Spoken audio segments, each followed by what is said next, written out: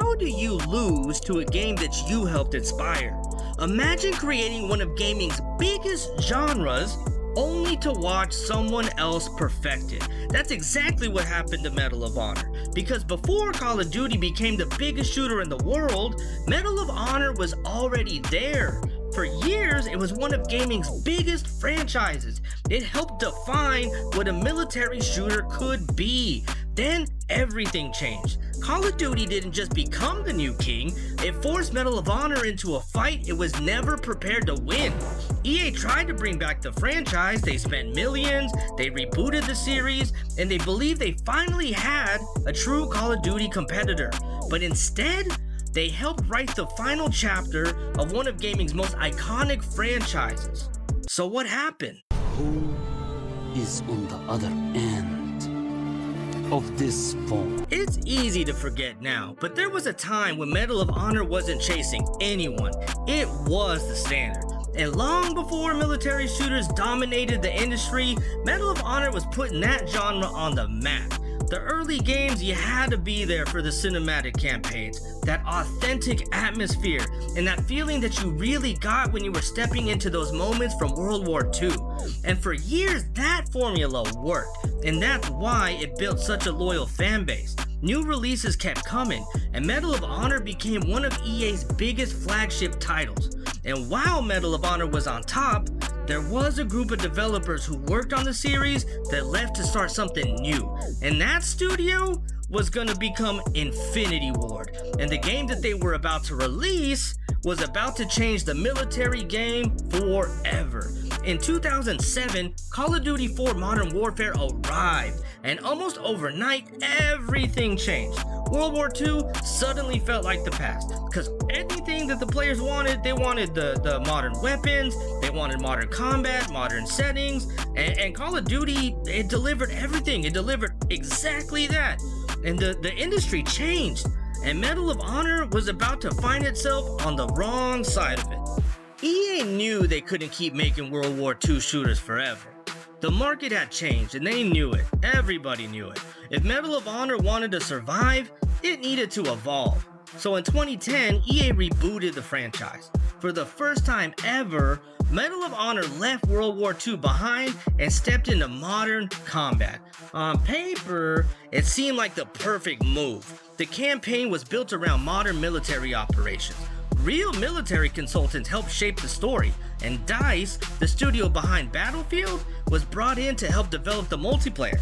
Everything about the project suggested EA was serious. This wasn't just supposed to be another Medal of Honor game. No. This was supposed to be the Medal of Honor game that put the franchise back on top. But almost immediately, people started noticing something.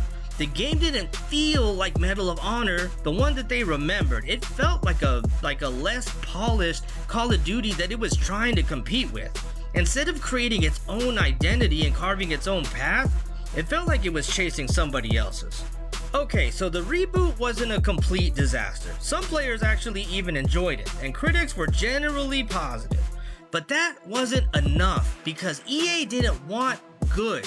They wanted a Call of Duty killer. So instead of slowing down and building on what worked, they doubled down. And just 2 years later, Medal of Honor Warfighter was announced. This was supposed to be the game that finally proved Medal of Honor could stand toe-to-toe and go alongside with Call of Duty.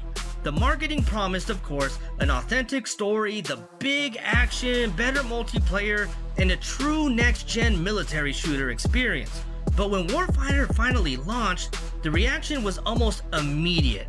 And I hate to say this, but it was generic. The campaign failed to leave much of an impression at all. The multiplayer struggled to stand out, and once again, players couldn't stop comparing it to Call of Duty. Only this time, the gap felt even bigger.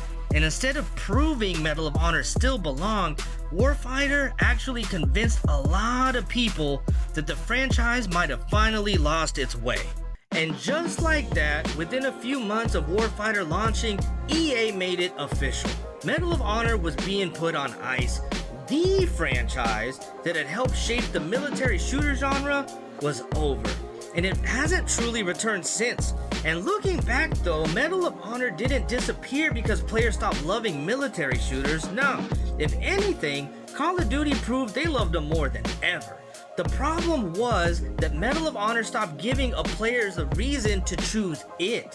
Instead of building on what made it unique in the first place, EA, of course, spent years trying to catch a competitor that was just way too many steps ahead. And in chasing Call of Duty, Medal of Honor it lost its own identity.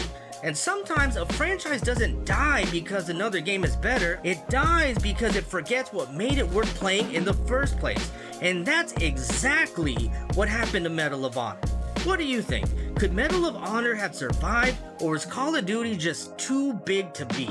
Let me know in the comments. And if you'd like to see more stories like this, consider subscribing. Thanks for watching. And until next time, let's figure out why it failed.